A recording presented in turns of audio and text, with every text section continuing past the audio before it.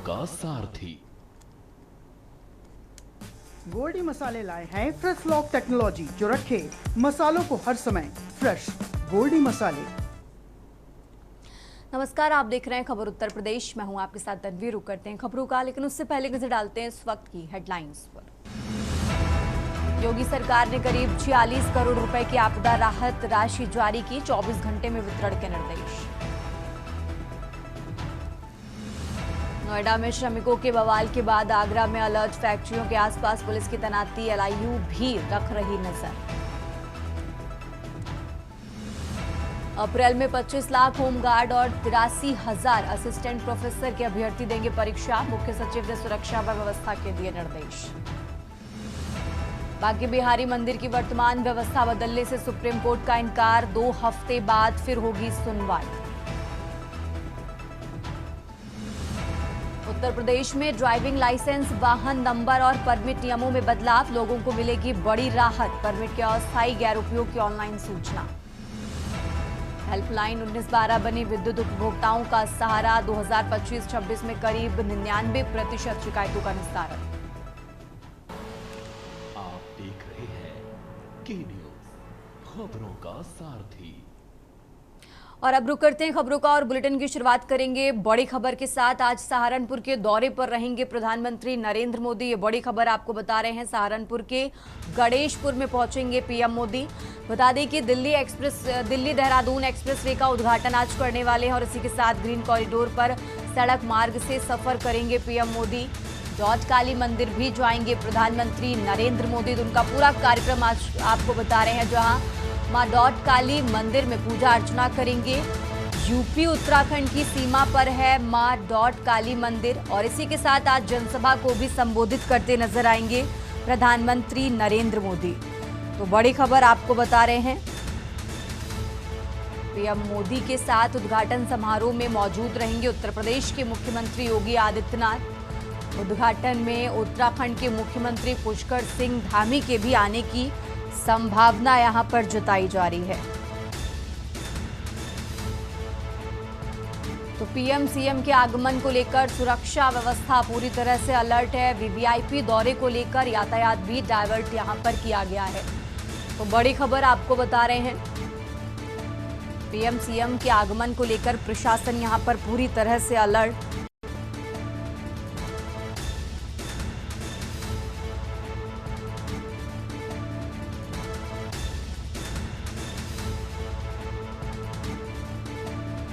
तो पीएम मोदी आज Doon Delhi economic corridor को जनता को समर्पित करने वाले हैं।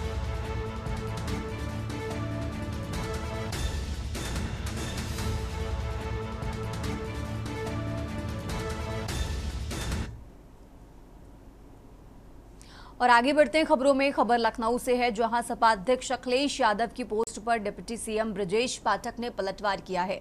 डिप्टी सीएम ने कहा कि बिना जमीनी संघर्ष के राज परंपरा की तर्ज पर वंशानुक्रम में सत्ताधीश बनकर राजनीतिक करियर शुरू करने वाले क्या जाने कि साधारण परिवार से निकलकर सामाजिक जीवन में पहचान बनाना कितना कठिन होता है। उन्होंने कहा कि संघर्ष और अनुशासन को आप दरी बिछाकर आगे बढ़ना बताकर आपने अपनी प्रतिक्रियावादी अपरिपक्व राजनीति समझ को दर्शाया है। दरअसल आप तुष्टीकरण की अंधी राजनीति में हिंदुओं से इतने दूर चले गए हैं कि दीपावली मनाने का विरोध करते हुए ईद पर मिठाइयां बांटते फिर रहे हैं। इसलिए कहता हूं कि वो दूसरों पर उंगली ना उठाएं जो समाज को बांट कर राजनीति करते हैं।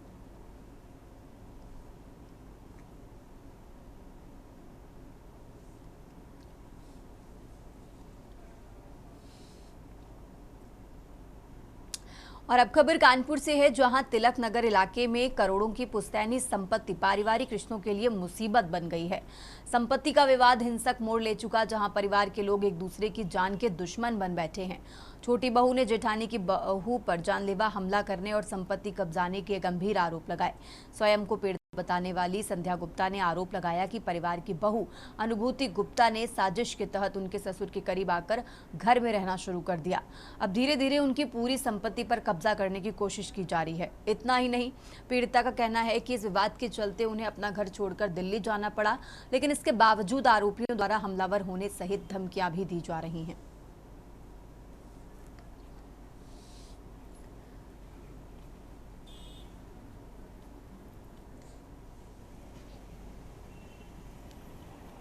मामला ये 2008 में उनकी शादी हुई, 2012 में उनको दीदी ने घर से निकाल दिया क्योंकि उन्होंने देखा कि उनके मतलब जेठ जी के साथ कुछ गलत संबंध थे, तो उन्होंने उनको घर से निकाल दिया। तो ये दिल्ली गई, तो दिल्ली में भाई अपना बेटा है तो उनको शरण हम लोगों ने दे दी, तो उनको अपने उसमें भी जो बिजनेस में भी उनको इन्वॉल्व कर लिया, तो उन्होंने फिर उसमें भी हड़पना चालू कर दिया। संध्या गुप्ता पत्नी राजकुमार गुप्ता द्वारा थाना कोना पर एक तहरीर दी गई थी, जिसमें कहा गया कि उनके पारिवारिक सदस्य द्वारा छलपूर्वक संपत्ति हड़प लिया गया है व इनके एक नौकर द्वारा कुछ सामान के घर में चोरी करी गई है। इस संबंध में थाने पर प्रार्थना पत्र के आधार पर मुकदमा लिखा गया है। इसकी जांच प्रचलित है, जांच के आधार पर अग्रिम विधिक कार्रवाई की जाएगी। और आगे बढ़ते खबरों में, अमरनाथ यात्रा इस साल 3 जुलाई से शुरू होगी। इसको लेकर बाराबंकी जनपद में तैयारियां तेज कर दी गई हैं। प्रतिवर्ष की तरह इस बार भी बड़ी संख्या में श्रद्धालु यात्रा पर जाएंगे, जिसके लिए स्वास्थ्य परीक्षण शिविर लगाए जा रहे हैं। मुख्य चिकित्सा अधिकारी कार्यालय में चल रहे स्वास्थ्य परीक्षण कैंप में हजारों श्रद्धालु अपना मेडिकल चेकअप कराने पहुंच रहे हैं। डॉक्टर राजीव सिंह ने बताया कि पिछले 3 दिनों से प्रतिदिन लगभग 1000 श्रद्धालुओं का स्वास्थ्य परीक्षण किया जा रहा है। बाराबंकी जनपद से प्रत्येक वर्ष लगभग 10,000 यात्री अमरनाथ यात्रा के लिए जाते हैं। उनके लिए मेडिकल चेकअप की व्यवस्था सीएमओ ऑफिस में की गई है। पहले एक ही चिकित्सक मेडिकल करते थे, लेकिन अब वर्तमान में यात्रियों की संख्या, जो हमारे भक्तगण हैं उनकी संख्या को देखते हुए बढ़ाई गई है और अब हमने 3 डॉक्टरों का एक पैनल बना दिया है। वो अलग अलग डॉक्टर्स मेडिकल चेकअप करते हैं, जिससे किसी भी यात्री को अमरनाथ यात्रा पर जाने वाले यात्रियों को किसी भी तरह की असुविधा का सामना ना करना पड़े। भैया, यात्रा की तिथि की घोषणा हो चुकी है। कल से मतलब कि गवर्नर साहब ने यात्रा की तिथियों की घोषणा कर दी है। अब 3 जुलाई से 28 अगस्त तक श्री अमरनाथ यात्रा चलेगी। 57 दिन की यात्रा है। बाबा की कृपा से अधिक श्रद्धालु दर्शन करने के लिए जाएंगे। बाराबंकी से ही अकेले 10,000 से ऊपर के लोग दर्शन करने जाते हैं।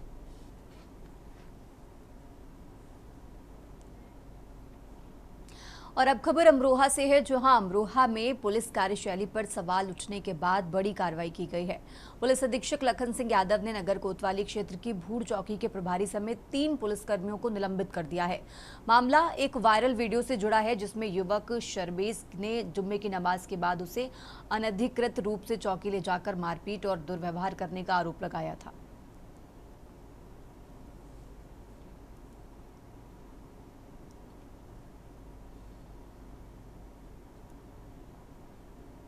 देखिए, सोशल मीडिया के माध्यम से एक ऑडियो संज्ञान में आया था, जो अमरोहा नगर थाना से संबंधित था।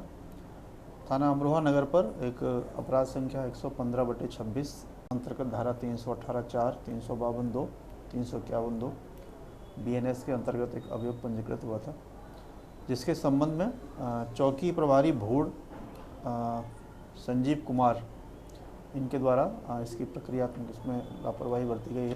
तो मैंने इनसे पूछा मेरी गलती क्या है, कसूर क्या है। इन्होंने मेरी नहीं सुनी, ये ज़बरदस्ती लगाई मेरी। मुझे बदतमीजी तो नहीं करी ले जाते वक्त?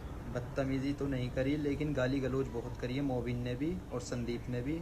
और मुझे जब थाना लेके गए, चौकी लेके गए भूड़ चौकी में, तो वहाँ पे दरोगा जी थे। दरोगा जी ने भी गालियाँ बकी। दरोगा जी का नाम क्या था? दरोगा जी का संजीव कुमार, चौकी इंचार्ज। तो उन्होंने मुझे वहाँ पे गाली गलौज करी, गंदी गंदी। मेरी माँ को भी दी मोबिन ने, और दरोगा जी ने भी माँ को भी दी थी, और मुझे भी। फिर उसके बाद मुझे मारा, बहुत मारा। और अब खबर प्रयागराज से है, जहां नया शिक्षा सत्र शुरू होने के साथ अभिभावकों के प्रतिष्ठित कहे जाने वाले निजी स्कूलों में बच्चों का दाखिला कराना टेढ़ी खीर साबित होता जा रहा है। निजी स्कूलों में जहां मनमानी फीस बढ़ाकर उगाही की जा रही है, वहीं बच्चों के दाखिले के साथ थमाई जाने वाली किताब कॉपियों की लिस्ट थमाते हुए दुकान विशेष का रास्ता दिखाया जा रहा है। जहां स्कूल बैग की हजारों रुपए कीमत सुनते ही अभिभावकों के पैरों तले जमीन खिसक रही है। बच्चों को भविष्य संवारने का सपना अभिभावकों को जबान ना खोलने को मजबूर बनाया है।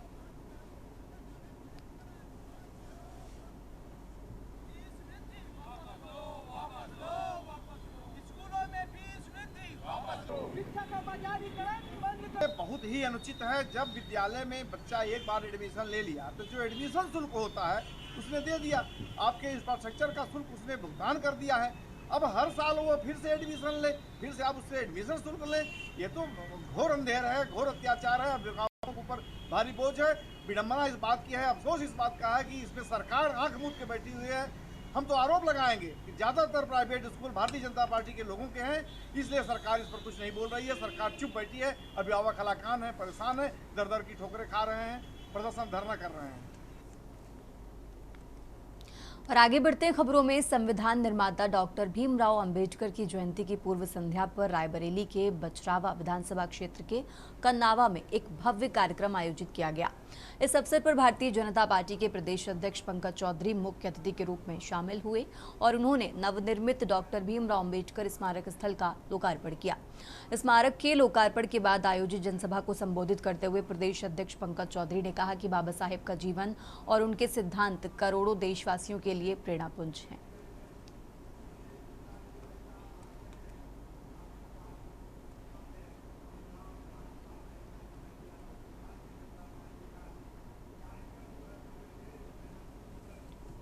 और आगे बढ़ते हैं खबरों में। फिरोजाबाद जनपद के नगला खंगर थाना क्षेत्र के अंतर्गत दिल्ली कानपुर रेलवे ट्रैक के पास एक अज्ञात युवक का शव मिलने से इलाके में सनसनी फैल गई।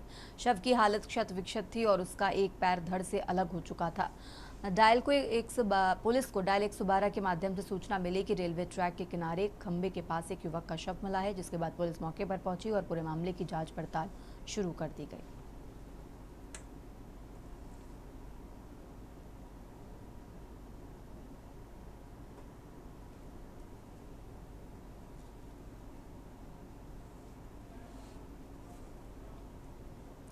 फिरोजाबाद में प्रधानमंत्री द्वारा लोकसभा में महिला आरक्षण बिल पेश किए जाने के बाद विकास भवन में महिला आयोग की अध्यक्ष बबीता चौहान ने बैठक की।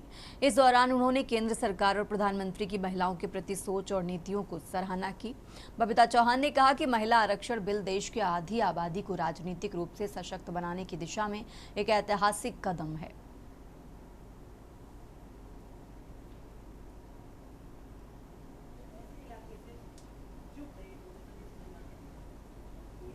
देखिए, जैसा हम सब जानते हैं, ये नारी शक्ति बंधन अधिनियम लागू होने वाला है और जिसके लिए मैं कहूँगी कि जो एक गोल्डन अपॉर्चुनिटी है वो महिलाओं को मिलने वाली है। अभी 2017-18 में जो है माननीय प्रधानमंत्री, सबसे पहले तो मैं आधी आबादी की तरफ से पूरी भी हमारी महिलाएं हैं सबकी तरफ से माननीय प्रधानमंत्री आभार व्यक्त करती हूँ। तो आज हमारे लिए सबके लिए ये एक गौरव क्षण जो ये आ रहा है, इसमें माननीय प्रधानमंत्री जी बहुत बड़ी, माननीय प्रधानमंत्री जी श्री नरेंद्र मोदी जी एवं एनडीए सरकार द्वारा लाया गया नारी शक्ति बंधन अधिनियम 2023 भारत के लोकतंत्र की यात्रा का एक ऐतिहासिक मील का पत्थर है, क्योंकि 2023 में इन्होंने शुरुआत की थी।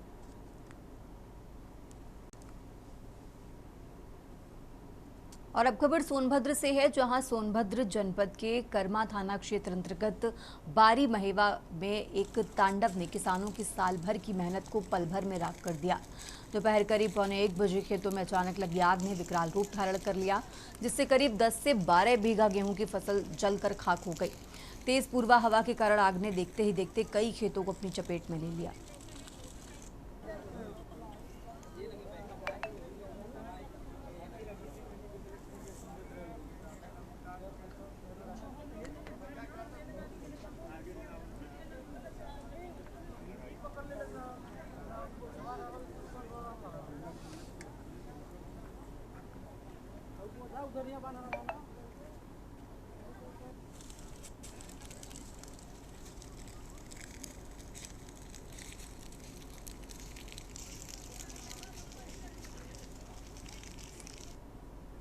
खबरों का सिलसिला लगातार जारी है। फिलहाल यहाँ रुकेंगे एक छोटे से ब्रेक के लिए।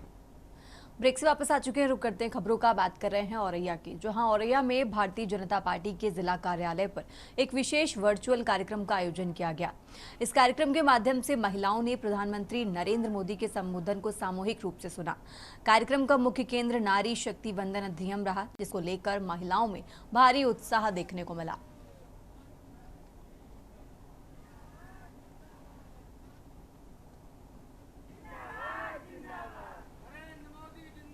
आप सब लोगों को विदित होगा देश के यशस्वी प्रधानमंत्री जी द्वारा जो हमारे यहाँ जो मेरी मातृशक्ति है जो प्राचीन काल से पूजनीय रही है, बीच में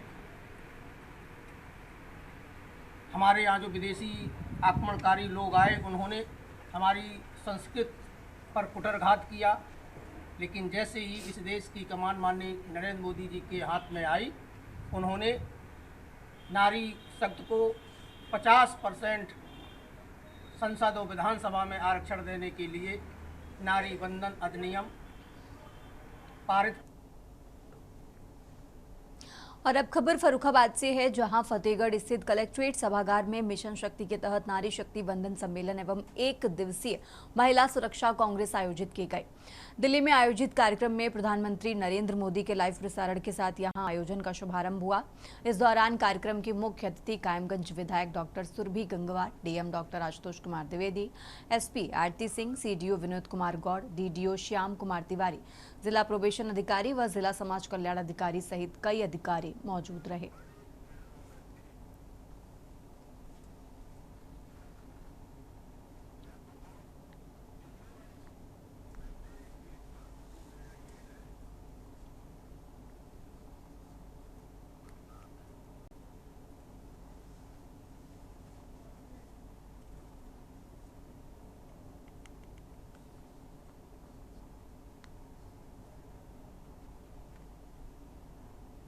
और अब बात कर रहे हैं रामपुर की, जहां रामपुर जनपद के थाना कोतवाली स्वार क्षेत्र के अंतर्गत आने वाले गांव मीरापुर मीरगंज में मानवता को शर्मसार करने वाला मामला सामने आया है, जहां कुछ अज्ञात सामाजिक तत्वों ने खेतों में खड़ी गेहूं की फसल में आग लगा दी, जिससे 10 किसानों को लगभग 18 एकड़ फसल जलकर पूरी तरह राख हो गई है।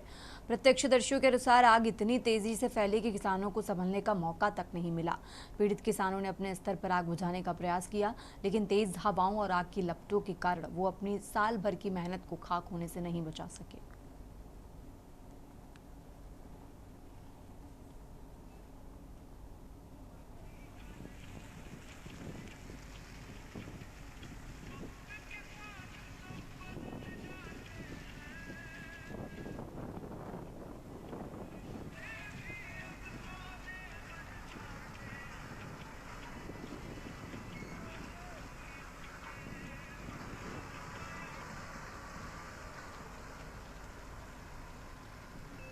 सोनभद्र में मानव तस्करी गिरोह के खिलाफ पुलिस ने बड़ी कार्रवाई करते हुए 2 महिलाओं को गिरफ्तार किया है।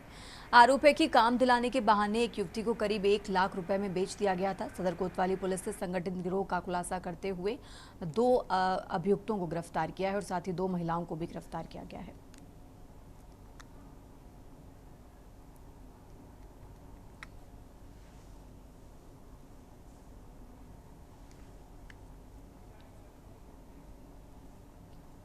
औरैया जनपद के अयाना थाना क्षेत्र अंतर्गत ग्राम महारतपुर में उस समय हड़कंप मच गया जब जल जीवन मिशन के तहत बनी पानी की टंकी के अंदर एक संदिग्ध कंकाल पाया गया। इस घटना के बाद से ही गांव में तरह तरह की चर्चाएं व्याप्त हैं और ग्रामीण स्वास्थ्य को लेकर आशंकित हैं। जानकारी के अनुसार टंकी ऑपरेटर जितेंद्र ने सबसे पहले टंकी के भीतर कुछ संदिग्ध देखा, जिसकी सूचना पुलिस को दी गई और उसके बाद यह खुलासा हुआ।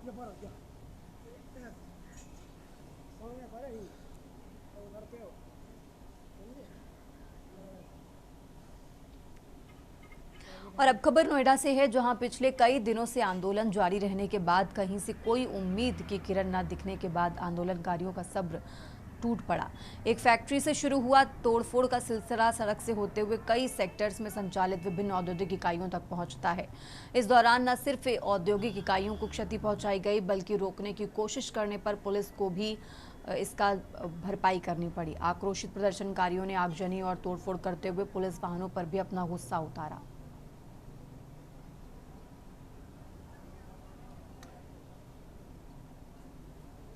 छुट्टी सैलरी बढ़ाने के कारण छुट्टी करेगी, हड़ताल कर दिया गया। कितने दिन से हड़ताल चल रही है? ये आज ही शुरू हुई मेरी सी केस में। अच्छा, क्या क्या मांगे क्या क्या हैं? सैलरी बढ़ाने की मांगे हैं। अच्छा, सैलरी मांगे हुए। इसका कारण है कि सैलरी बढ़ाने के चक्कर में हमारे लोगों को हड़ताल हुई है। अच्छा, सैलरी बढ़ाई जाए 520 रुपये झाड़ी है, सैलरी बढ़ाई नहीं जा रही है, सैलरी में काम कराया जा रहा है और सैलरी बढ़ा बढ़ाने के चक्कर में हड़ताल छूटी है। ठीक। सर सैलरी बढ़ाने के कारण जो है हमारी मांगें पूरी नहीं हो रही, इसलिए हड़ताल हो रही है। कम से कम 20 से 25,000 सैलरी होना चाहिए। और क्या क्या क्या क्या मांगे हैं आप लोगों की? ये सैलरी बढ़ाना चाहिए। अभी जो है 12 से 13,000 रुपये सैलरी है और जो है डबल ओवर टाइम भी नहीं मिल रहा है। कम से कम 20 से 25,000 सैलरी होना चाहिए, डबल ओवर टाइम होना चाहिए। इसी के कारण जो है हड़ताल कर दी गई है। 4-5 दिन से हड़ताल चल रही है। ठीक।